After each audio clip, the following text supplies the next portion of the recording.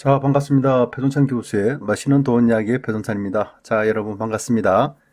집, 돈 빌려 투자할 때, 그리고 돈 빌려 투자하면 안 될 때, 지금은 어떻게 할까요? 집에 대한 투자 방법은요, 본인 돈이 많다면 자기 자본으로 100% 구입할 수도 있겠죠. 그리고 본인 돈이 좀 부족하다면 타인 자금을 좀 이용을 하고 또 나머지는 자기 자금으로 해서 집을 구입할 수도 있겠죠. 그렇다면 지금 타인 돈으로 집 사도 될까요? 아마 이 점이 굉장히 좀 궁금하시게 생각하실 것 같은데요. 오늘은 이 부분에 대해서 한번 이야기를 나눠보도록 하겠습니다. 애야, 은행 빚 내서 집 사면 망한다. 애야, 은행 빚은 쓰는 게 아니란다. 애야, 빚이 없으면 먹고는 산다. 애야, 돈을 번다면 빚부터 갚아라.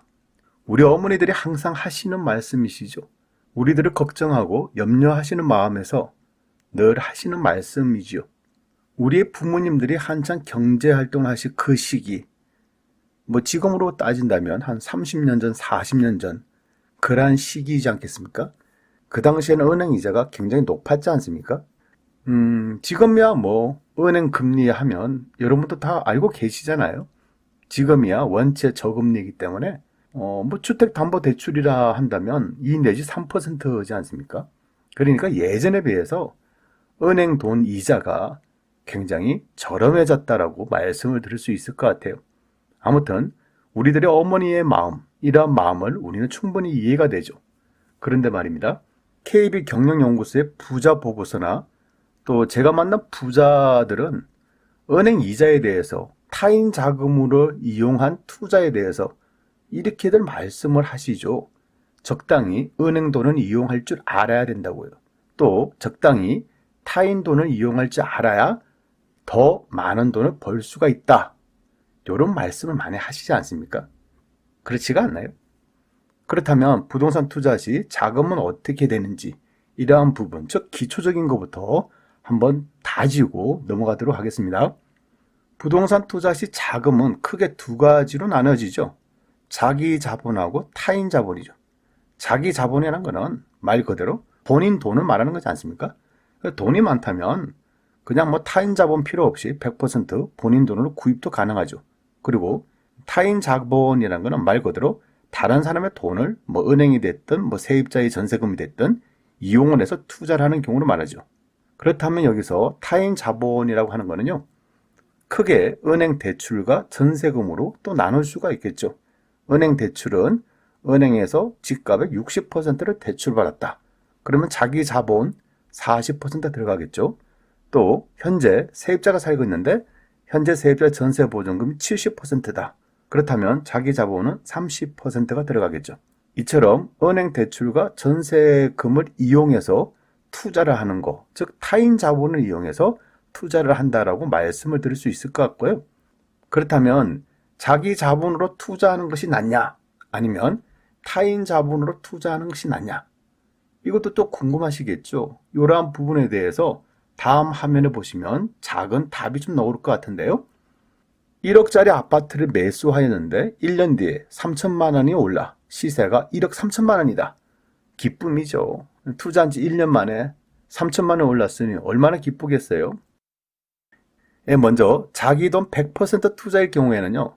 실제 투자 금액이 1억이 되겠죠. 그러면 1억에서 1억 3천 올랐다 하면 시세 차익은 3천만 원이 되겠죠. 1년 투자 수익률로 따지면 30%의 수익이 발생이 되는 거겠죠. 그런데 만약에 타인 자금, 즉 전세금 7천만 원을 끼고 매수한 경우, 그렇다면 시세가 1억에서 기존의 세입자 전세금 7천만 원 빼니까 실제 투자금은 3천만 원이 되겠죠. 3천만 원 투자를 했는데 1년 뒤에 이 아파트가 1억 3천이 되었다. 그럼 3천만 원이 오른 거 아닙니까? 그냥 단순하게 그냥 비교를 한다면 3천만 원 투자해서 1년 지나니까 3천만 원 올랐다. 어떻게 보면 1년 수익률이 100%가 낮다라고 볼 수가 있다는 얘기죠. 그만큼 자기 자본을 이용한 투자보다는 타인 자본을 이용한 투자가 수익률이 더 높다는 사실, 그러한 사실을 우리가 알 수가 있다는 얘기입니다. 물론 부동산 가격이 이처럼 기분 좋게 상승을 한 경우 이처럼 상승한 경우에는 그러하다는 얘기고요. 그런데 만약에 부동산 가격이 하락한 경우, 그런 경우에는 문제가 발생이 된다는 얘기예요. 1억 원짜리 아파트를 매입을 했는데 1년 뒤에 시세가 오히려 7천만 원 떨어졌다. 난감하죠. 그런데 자기 돈 1억 있는 사람, 그냥 실투자금 1억 투자해가지고 1년 지나 보니까 7천만 원이다는 거예요. 그러면 시세 차익이 아니라 시세 차손이, 즉 손실이 발생됐겠죠. 그러면 마이너스 3천만 원입니다. 그럼 1억을 투자해가지고 3천만 원을 까먹었다. 연수익률로 따지면 마이너스 30%가 되겠죠. 그리고 전세금을 이용한 투자를 했다. 그래서 전세금 7천만 원이고 실제 나의 투자 금액은 3천만 원이다. 근데 1년 뒤에 보니까 요게 3천만 원 떨어졌다. 그러면 3천만 원 투자했는데 3천만 원 떨어졌다. 1년 수익률을 따지면 100%예요. 여기에다가 전세금까지 떨어졌다. 그러면 여러분들께서 돈을 마련해서 세입자에게 돈을 지급해야 된다는 얘기예요. 이처럼 엄청난 차이가 난다는 얘기입니다. 올라가면 엄청나게 오를 수도 있는데 떨어질 경우에는 이거는 대책이 없는 그런 경우 수가 발생할 수도 있다는 얘기예요. 그만큼 부동산 투자는요, 위험하고 무섭다는 거예요. 따라서 부동산 투자에 있어서 위험에 대한 명쾌한 인식을 여러분들이 가지고 계셔야 된다는 얘기입니다. 부동산 투자에 있어서 위험의 개념인데요. 모든 의사결정은 기대를 가지고 행해지죠. 즉, 저 아파트를 사면 수익이 날 것 같아. 기대를 가진다는 얘기입니다. 그러나 실현된 결과가 일치하는 경우, 이러한 경우는 많지 않다라는 얘기예요. 그런데 이러한 결과가 예상과 벗어날 가능성, 즉 아파트의 가격이 하락할 가능성, 그것이 위험이라는 겁니다. 이처럼 모든 투자는 위험이 없을 수가 없다는 얘기입니다. 그만큼 투자라는 것은 수익도 있지만은 위험도 반드시 내포가 되어 있다는 얘기죠. 자, 그렇다면 부동산 투자에 있어서 어차피 투자를 한다면 또한 자기 자본보다는 타인 자본을 이용해서 투자를 한다면 언제 어떤 타이밍에 타인 자본을 이용해서 투자를 해야 될까요? 또 그리고 언제 타인 자본을 이용해서 투자를 하면 안 될까요? 이게 이제 오늘 강의의 핵심이 되겠죠. 그러한 핵심에 대해서 한번 설명을 해드리면요. 먼저 타인 자본을 이용해서 집을 매수하는 그 타이밍의 첫 번째로 본다면 내 집 마련이죠. 제가 수차례에 걸쳐서 말씀드리는 건데요. 가능하시다면 또 전세로 현재 살고 계시다면 은행 대출을 조금 받으시고요. 내 집 마련하시는 거, 요 부분에 한번 관심을 한번 가져주시기 바랍니다. 투자의 목적으로 매수할 경우에는 투자 타이밍이 무척이나 중요하겠죠. 그래서 첫 번째는 부동산 매매 가격 상승기에 투자를 하셔야 되고, 두 번째는 부동산 전세 가격 상승기. 전세 가격이 상승한다는 얘기는 나의 투자 자금이 축소가 되지 않습니까? 그래서 투자 타이밍이라고 볼 수 있을 것 같고요. 세 번째로 본다면 그 지역에 대한 개발 이슈가 있는 경우, 요럴 경우에 당연히 매수 타이밍이라고 말씀을 드릴 수 있을 것 같아요. 그렇다면 중요한 거죠. 돈을 빌려 투자하면 안 될 시기, 그러한 시기는 언제냐라고 말씀을 드린다면 그냥 간단하죠. 매매 가격 하락할 때는 투자하시면 안 된다는 얘기죠. 전세 가격 하락할 때는 돈을 빌려 투자를 하시면 더더욱 안 된다는 얘기예요. 이렇게 간단하게 말씀을 드릴 수가 있을 것 같아요. 이렇게 강의를 마치게 되면 좀 다소 허전하시겠죠? 그래요. 이 정도야 누구나 다 알 수 있는 거고, 그래서 웬만한 사람들은 다 알고 계시다라고 생각되고요. 그러면 좀 더 깊게 설명을 해드리면 중요한 건 이기죠. 그렇다면 전세 가격 하락할 때, 또 매매 가격 올라갈 때, 전세 가격 올라갈 때 이러한 타이밍을 뭐를 보고 잡냐, 이게 좀 중요하잖아요. 제가 생각하는 타이밍 포착 방법은요, 첫 번째로 본다면 한국감정원의 보도자료를 살펴보셔야 될 것 같죠. 이렇게 보도자료를 보시게 되면 주간, 월간, 전국주택가격 동향조사 결과, 요 보고서가 나오고요. 특히 이제 여러분들이 관심을 가져야 될 부분은 월간 전국주택가격 동향조사 결과인데요. 요걸 보시게 되면 최근 1년간 전국 아파트 매매, 전세 가격 지수 및 변동률 추이가 나온다는 얘기입니다. 그럼 요 그래프를 보시면 지금 하락 중에 있구나. 지금은 반등을 시작했구나. 라고 우리가 전반적인 흐름을 읽을 수가 있다는 얘기죠. 매수 타이밍을 포착하는 두 번째 방법으로는요, KB 부동산 통계 정보에 의한다면 주간 아파트 매매 가격 동향이 있다는 겁니다. 이러한 표를 보시고 이러한 표에 나와 있는 가격 지수와 변동률을 우리는 알 수가 있다는 얘기입니다.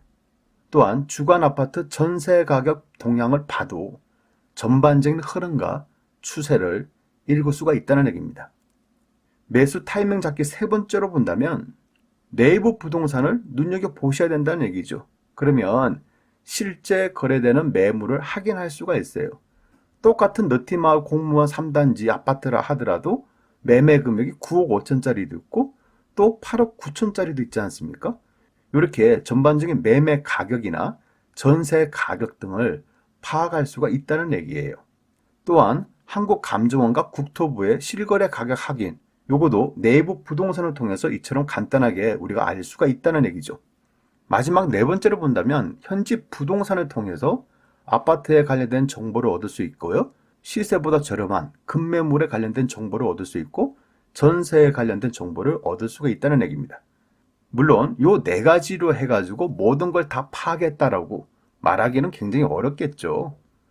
정부의 정책 변동 또한 눈여겨보셔야 되지 않겠습니까? 또한 인근 지역의 주택 공급량도 살펴보셔야 되겠죠. 그리고 앞으로 이 지역이 개발 이슈가 있는지 없는지 이러한 부분들도 꼼꼼히 살펴보셔야 된다는 얘기입니다. 참 배울 것도 많고 할 것도 굉장히 많죠? 그래요. 부동산 말은 쉬워도 막상 투자를 하려고 하면 굉장히 어렵다는 거예요.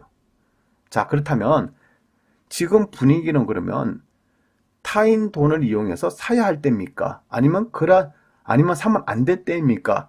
라고 그냥 압축을 해서 설명을 해달라고 그러면 저는 이렇게 말씀을 해드리고 싶어요. 먼저 여러 가지 신호들을 살펴보시기를 바랍니다. 보시는 화면처럼 여러 가지 신호들은요. 어때요, 여러분? 최근 1년간 전국 아파트 매매 전세 가격 지수 및 변동률 추이, 주간 아파트 매매 가격 동향, 주간 아파트 전세 가격 동향, 그리고 그 지역 아파트의 가격 동향, 이런 식으로 흘려본다면 곡선이 어떤 곡선을 띄고 있습니까? 어때요, 여러분? 여러분들은 이 그래프를 보시면 어떠한 생각을 하시나요? 지금 여러 가지 신호들은요, 제가 보는 점에서는 하락할 가능성보다는 상승할 가능성, 그럴 가능성이 더 많아 보이지는 않나요? 그렇다고 물론 대한민국의 모든 아파트가 이처럼 올라간다는 얘기는 아니고요. 또 여러분들이 가지고 계시는 아파트, 여러분들이 또 관심 가지시는 아파트가 사면 무조건 이처럼 올라간다는 얘기는 또 더더욱 아니죠. 하지만 전국적인 흐름을 놓고 본다면 한국감정원이나 KB국민은행이나 국토부나 여러 가지 통계와 자료에 의한다면 부동산의 가격은 앞으로 하락보다는 상승으로 봐야 되지 않을까요? 따라서 결론입니다. 앞으로 특별한 부동산 대책이 없는 한, 또 앞으로 특별한 부동산 상황이 발생되지 않는 한, 하락보다는 상승 쪽으로 무게중심을 다소 줄 필요성도 있다는 얘기예요. 따라서 만약 저라면요, 제가 무주택자라면 분양가 상한제 지역에 사신다면 저는 아파트를 청약받겠어요. 그리고 무주택자이면서 청약 가능성이 낮다라고 한다면 내 집 마련을 처음으로 할 그럴 시기일 수도 있다라고 말씀을 드릴 수 있을 것 같고요. 또한 부동산 투자자들 입장, 다주택자 입장에서 놓고 본다면 앞으로 경기 변동은 어떻게 될지는 모르겠죠. 어떤 부동산 규제 정책이 나올지는 아무도 모르겠지만 현재의 시장을 놓고 본다면, 큰 흐름으로 본다면 기존 아파트에 관심을 가져야 되지 않을까요? 저는 그렇게 생각을 한다는 겁니다. 판단은 여러분들께서 하셔야 되고요. 또 중요한 거, 타인 자금을 이용해라, 무조건 사라는 얘기는 아니죠. 또 은행 대출을 받았는데 그러한 이자를 납부조차 하지 못해. 또 은행 대출을 자기의 능력보다 더 많이 받았어. 그럴 경우에는 문제가 생기는 거예요. 그럴 경우는 투자를 안 하는 것도 낫다는 얘기입니다. 복잡하죠? 그러실 거예요. 다만 앞서 말씀드렸죠. 투자라는 거는 수익을 노리고 들어가지만은 위험이 항상 내포되어 있다는 사실, 이러한 사실 꼭 확인하시고요. 꼼꼼하게, 세밀하게, 자세하게 살펴보신 후 천천히 투자를 하셔야 된다는 얘기예요. 이상까지 배종찬 교수의 맛있는 도움 이야기였습니다. 감사합니다.